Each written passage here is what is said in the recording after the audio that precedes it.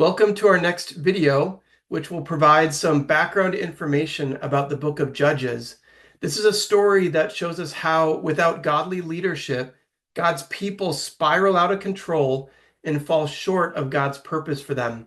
This is part of a Bible reading plan with Anthem Church, and today's video is from a discussion that I led a few years ago and is edited to provide you with the essential content to help you better understand what is going on in these important chapters. So let's get started. Judges is really about turning the story into a conversation about leadership and the importance of leadership. And so when we look at Judges, it's really about a leadership crisis and all the failings and all the challenges that Israel is facing through this period of the Judges is really highlighting their need for godly leadership. And so let's begin looking at the places and the people. And so this map does a good job of showing where each of these judges are located throughout Israel.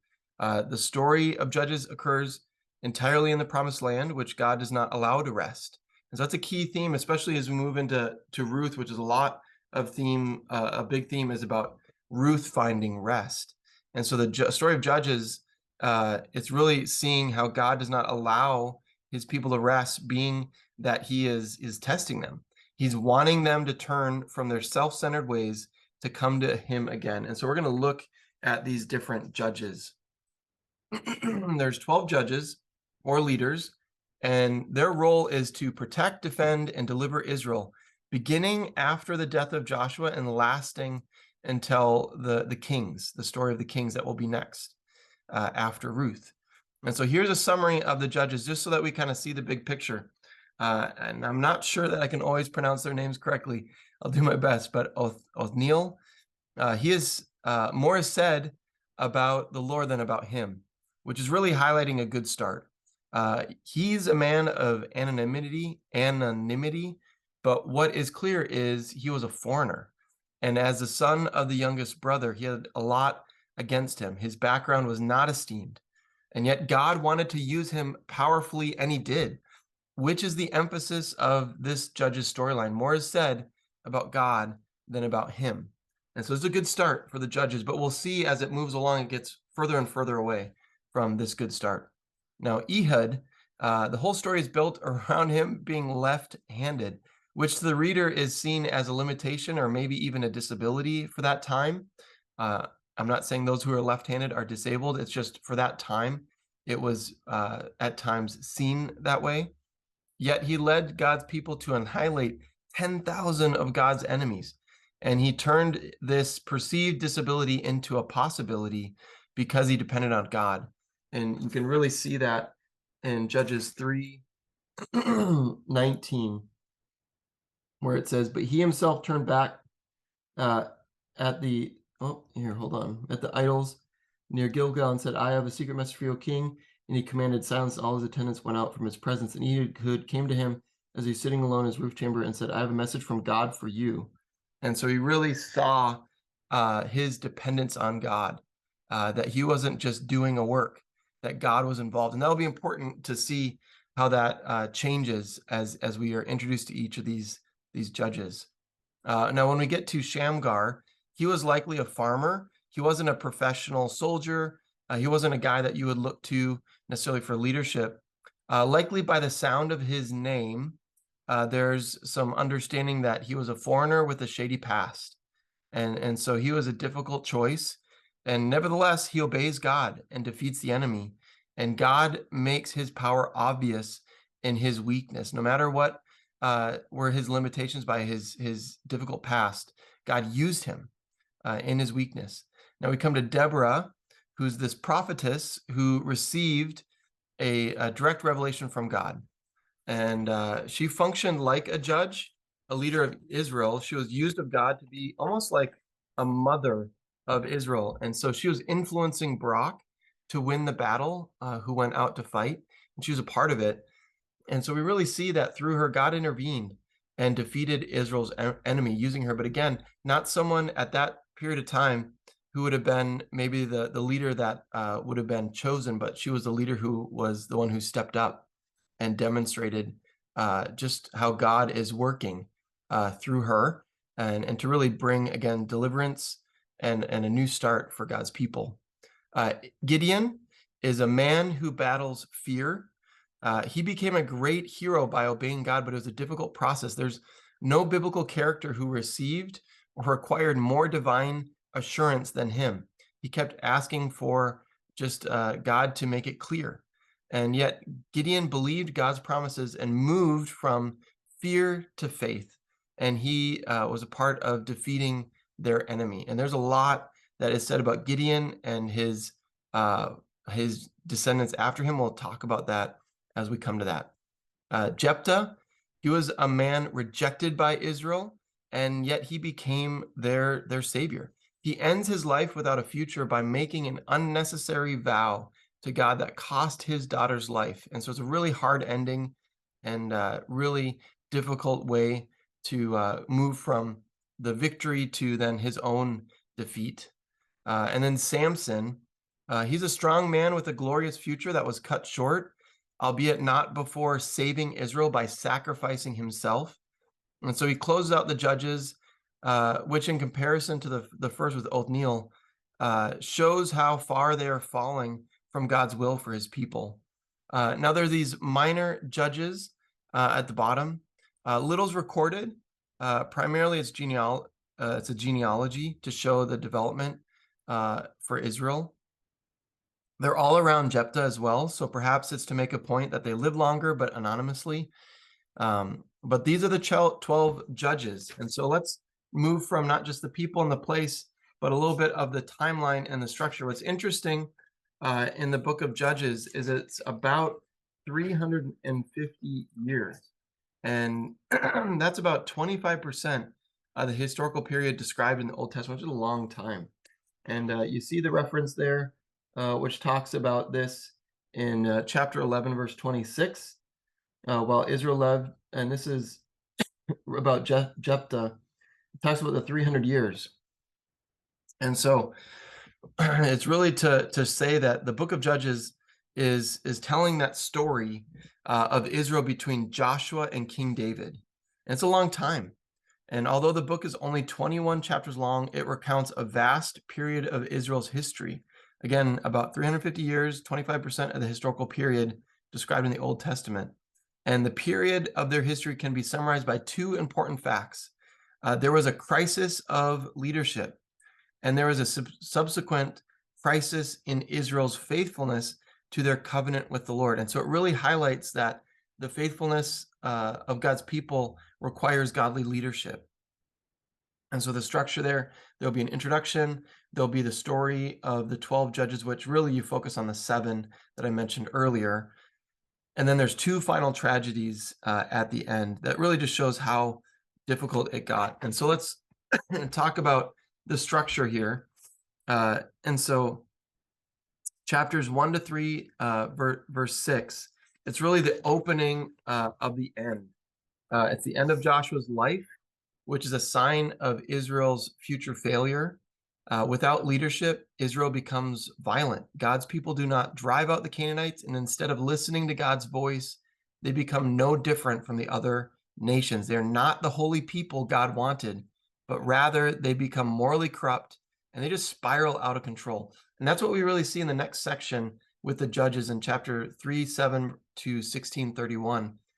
You see this cycle of becoming so corrupt and sinful. Let me show you that here. This is a kind of a pictorial example, how you see this pattern over and over again. Israel does evil, pagan worship. They are oppressed, and so Israel calls out. The Lord provides a judge. They're rescued, and there's a time of peace, and then they go back to their old ways. And so this cycle is repeated time and time again through the judges, who become so corrupt and sinful that they get oppressed, they repent, and God raises up a deliverer who creates a time of peace until they forget God and become corrupt again. And so each story of the judges represents how progressively worse they become until it gets so bad the reader cannot tell that Israel is any different from Canaan. And so as we come to the end of the book, the final tragedies, they really exhibit incredible corruption, abuse, and self-destruction that the reader can only expect that Israel needs to be delivered again, but this time from themselves. So as we look at the plot, we see that turning from God brings judgment on God's people because they lived for the desires of their heart. They survived in a destructive lifestyle. They didn't thrive, and it was in conflict with God. And they didn't thrive with God according to his purpose for them to become a blessing in the world. So each story in Judges becomes a growing and disturbing warning for the reader that creates doubt in the human condition, that it's not enough to bring about God's plan. You hear this recurring phrase, in those days, Israel had no king and everyone did what was right in their own eyes. They did what was right in their own eyes. They didn't have leadership. And they needed that to be the faithful people that we saw under Moses, under Joshua. And so this really sets the stage that Israel has no king and needs one to be rescued, and rescued from themselves. They put themselves in this position. They didn't act on God's promise. And so because of that, they've been just kind of growingly moving away from him.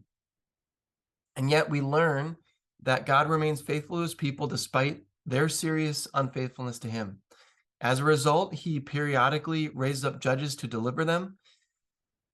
However, the ultimate solution is not to be found in the judges, but in a king who fulfills the ideal of Deuteronomy 17:14 through 20, which is really looking at their need for a king.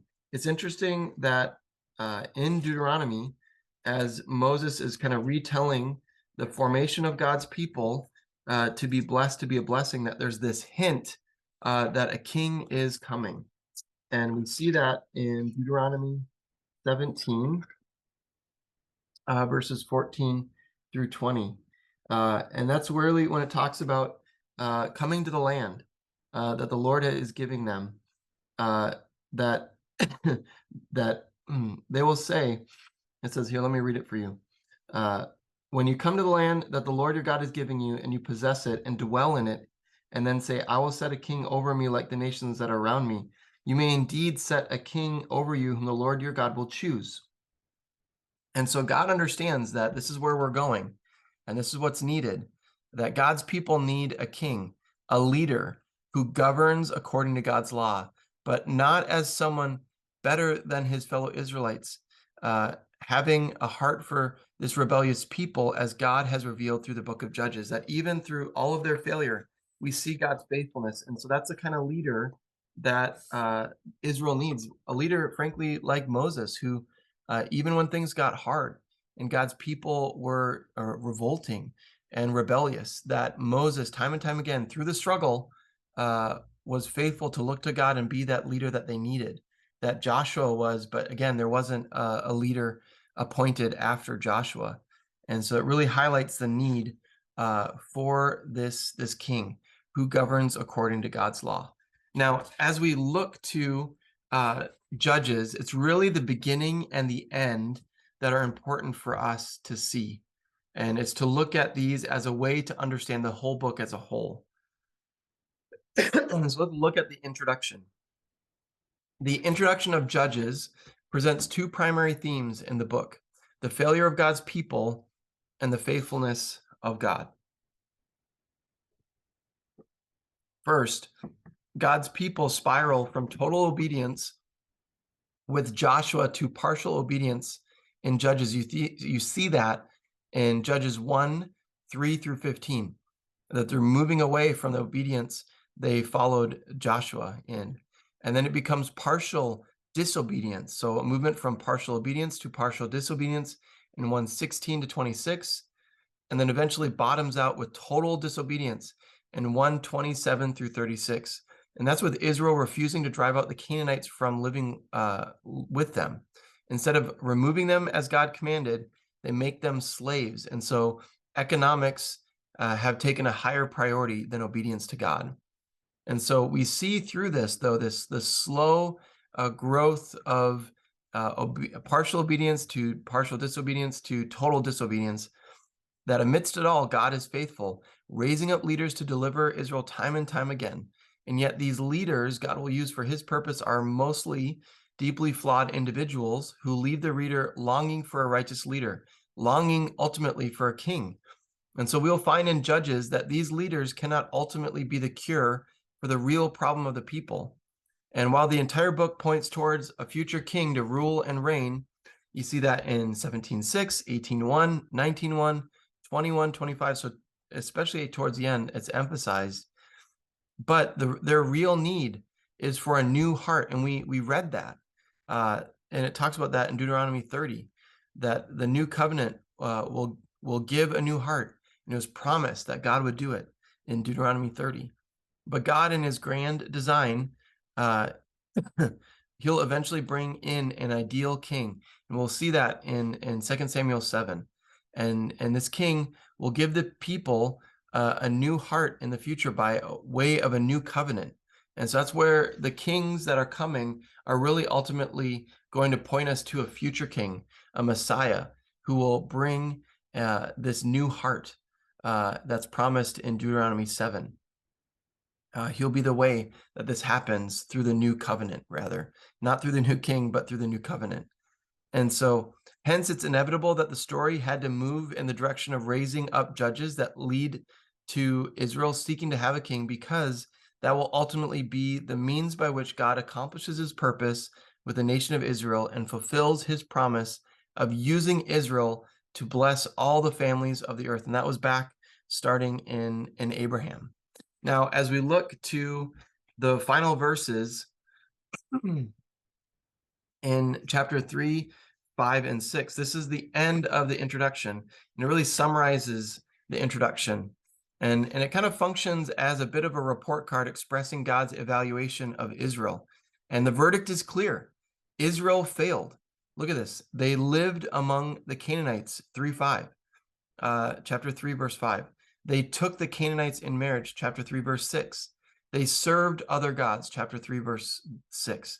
These three verbs, lived, took, and served, emphasize the sins that continue to haunt Israel through the book of Judges. And so instead of removing the spiritual cancer from the land, the Israelites caught the disease. And remember that just before Moses died, he instructed Israel to do three things: destroy all the inhabitants of Canaan, which was judgment from God on them for their disobedience to God. Israel is going to be an instrument of that disobedience. We talked about that in the previous session.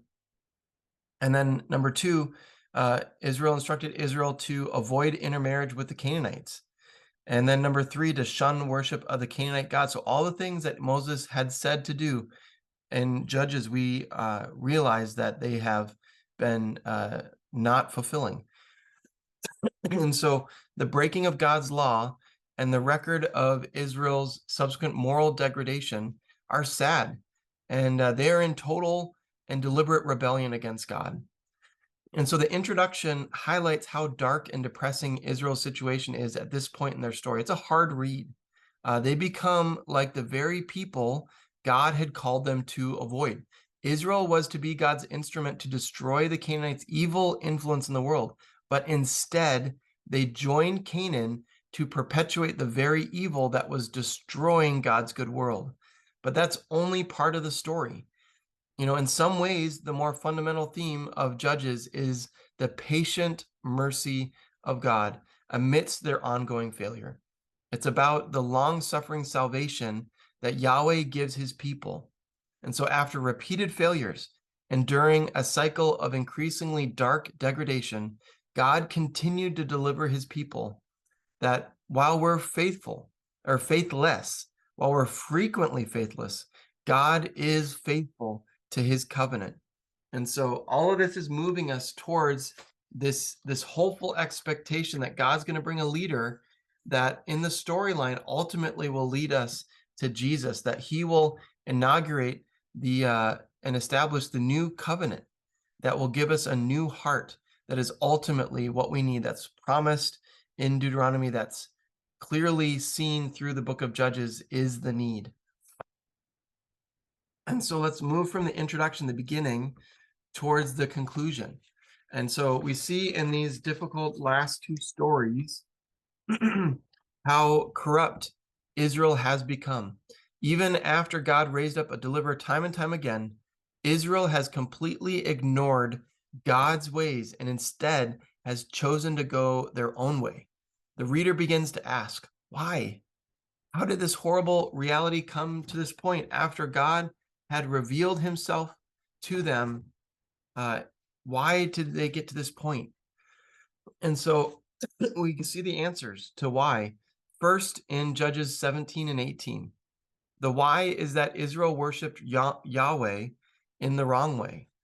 They worshiped Yahweh by making a carved image and by making an ephod and using household gods in the worship of the one true God for their own self-interest.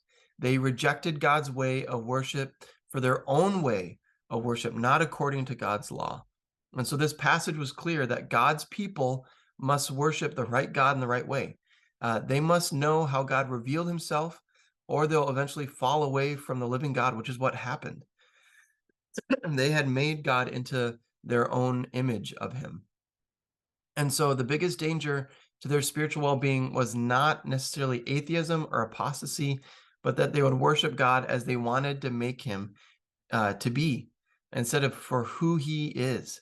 They made him who they wanted to be, not seeing him as he was revealed to them and worshiping him as he is. And so that's the first why, is that they worshiped the God they wanted and not the God who had revealed himself to them.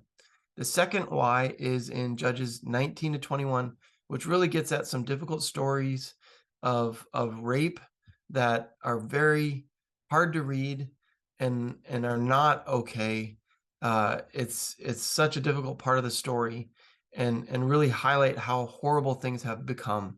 And so if anyone is watching this that have friends or family, or they themselves that have that story, it is a difficult read and it's not okay. And God is not okay with that. And so we really see why it got so bad, why it got so horrible to this point for God's people. The next why is that Israel failed not only to love God, which we saw in chapters 17 and 18, but they failed to love their neighbor. And so this story reveals the depth of their moral decay in Israel. A Levite who's part of the tribe to draw God's people to himself does the opposite by opposing God's will, turning people away from the true God.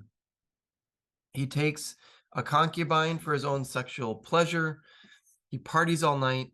And then in a moment that reminds us of Sodom and Gomorrah in Genesis 19, the Israelite men want to have sex with him. And so he gives them his concubine for their own pleasure. She's killed, quartered, and sent all over Israel. It is horrible. And what gets worse is that this creates a civil war in Israel, not only resulting in the near destruction of a tribe and the death of so many, but in an effort to fix their own problems, Israel actually makes it worse by a depraved solution. And so clearly God is not not only not part of their life, but they are living out the exact opposite of God's vision for his people. They are in clear rebellion against God's will, living for themselves and without any hope of changing their own situation. And so the critical question of these chapters is this: what happens when God is ignored and excluded? And a friend of mine that really helped give me some insight into the book of Judges, Pastor Keith Krell, he's been such a friend and a help. He wrote it best here. He said, when God goes, everything goes. And I just want to give him credit to a lot of what I shared here came from his study and his help. And so what we see is the sobering reality that when God goes, everything and anything goes wrong. This is the lowest of the low points for God's people. And so what is God to do? And so that's where we're left in the book of Judges.